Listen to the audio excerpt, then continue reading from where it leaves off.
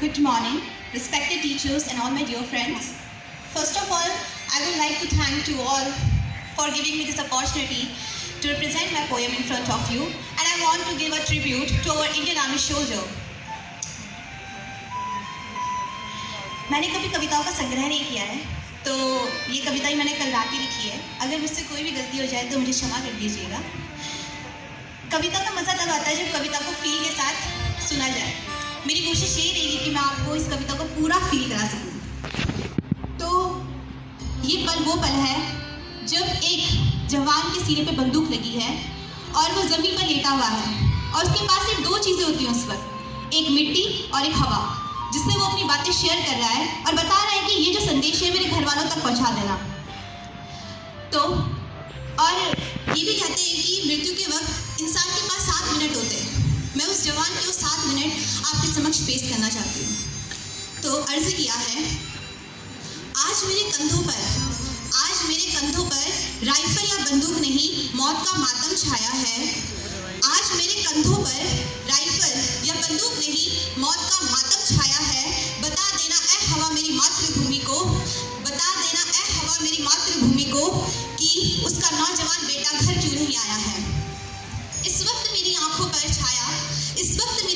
छाया काले बादलों का साया है। इस वक्त मेरी आंखों पर छाया काले बादलों का साया है। पर माँ का प्यार तो देखो, इस काली रात में भी उसकी आंचल की छाया है।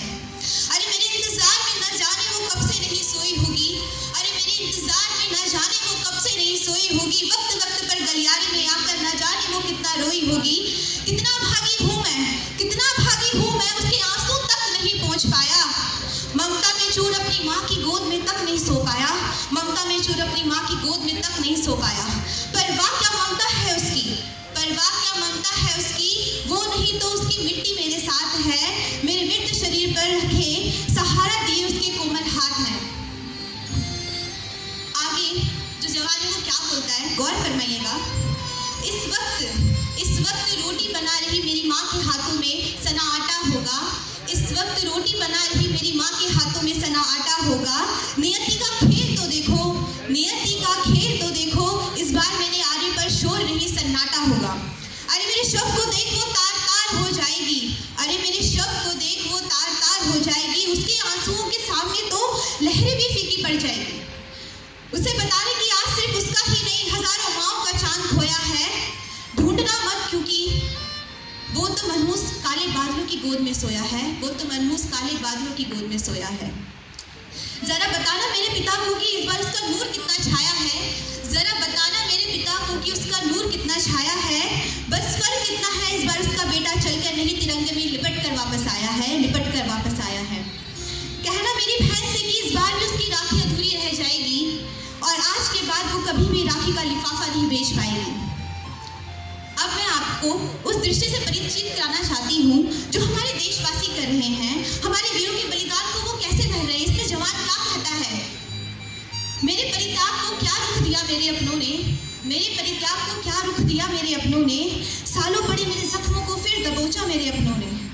मेरे दुश्मन की गोली भी मेरे सीने में लगने से पहले रोई थी। वो वही रात थी जब हजारों माएँ कई दिनों तक नहीं सोई थी। वो रोज मेरी तस्वीर के सामने आकर मुझे कहती है, इस देश के लिए शहीद हुआ मेरा बेटा, जिसमें लोगों के हृदयों में पवित्र धारा ही नहीं बहती है। इन पंक्तियों पे जरा गौर फरमाइएगा, ये कविता की बेहतरीन पंक्तियों में है। भ्रष्टाचारियों के भ्रष्टाचार से दुनिया तमाम हो गई, कातिल सरेआम घूम रहे, गवाहें सरेआम हो गई। अरे क्यों इस समाज में नारी को डरकर चलना पड़ता है, कुछ वैश्य दरिद्रों से क्यों उसे डरना पड़ता है। भूल गए हो क्या जो प्रकांड ज्ञानियों को भी धर्म याद न आया था। पांचाली के वस्त्रों की कौरवों ने स्वयं मौत को बुलाया था।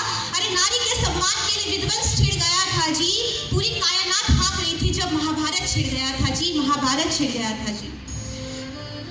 अरे ये द्वंद्व शांत नहीं होगा हुक्कारों से।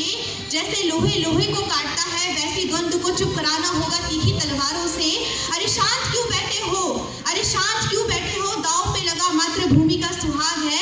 इस समाज की हर नारी में जलती पीड़ित आग है। भ्रूण हत्या कर उस बाप ने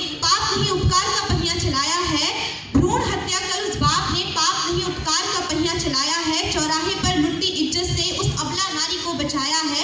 अरे मोमबत्तियां नहीं, मसाल मांगता हूँ मैं, नारी के सम्मान का जवाब मांगता हूँ मैं।